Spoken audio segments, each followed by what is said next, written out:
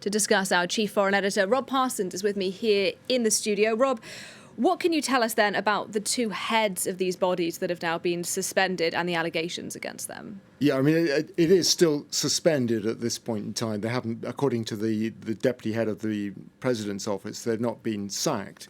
Whilst they're under investigation, they're just suspended.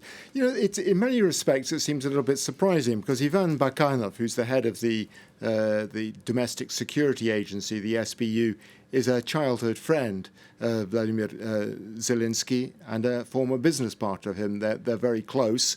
And Irina Venediktova, as the youngest ever, or the first woman ever to be in charge of the prosecutor's office, has been praised for the work she's done in tracking down war criminals, in cooperating with international agencies on that.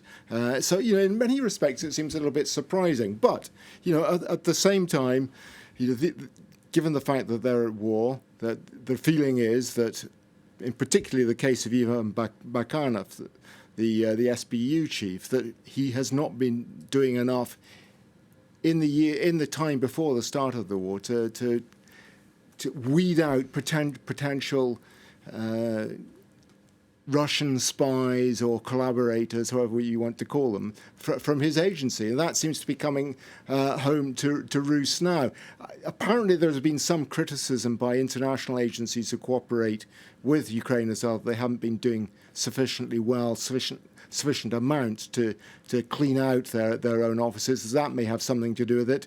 But it is a little bit surprising that somebody who should be so personally close to Zelensky should be targeted.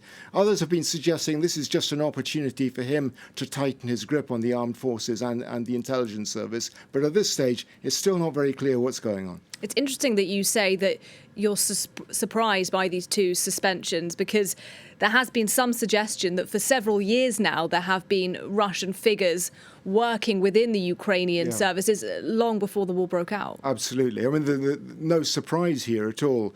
The Russians have been doing this for a long time, not just in Ukraine, but in other, you know, former member countries of the Soviet Union countries, like Georgia, which was briefly at war with Russia in 2008.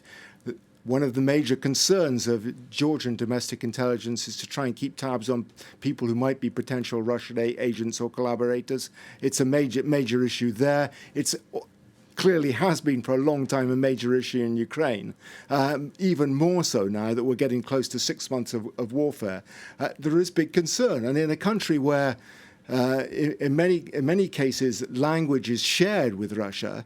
It makes it very easy for potential Russian spies and collaborators to infiltrate into the Ukrainian system. And clearly that's been happening even more so in the Donbass, the eastern part of the Ukraine, where most of the fighting is going on now, because sympathies for Russia are much higher there than any other part of the Ukraine, and Russian is spoken as the main language more so than other parts of the Ukraine. Rob Parsons, thanks very much indeed.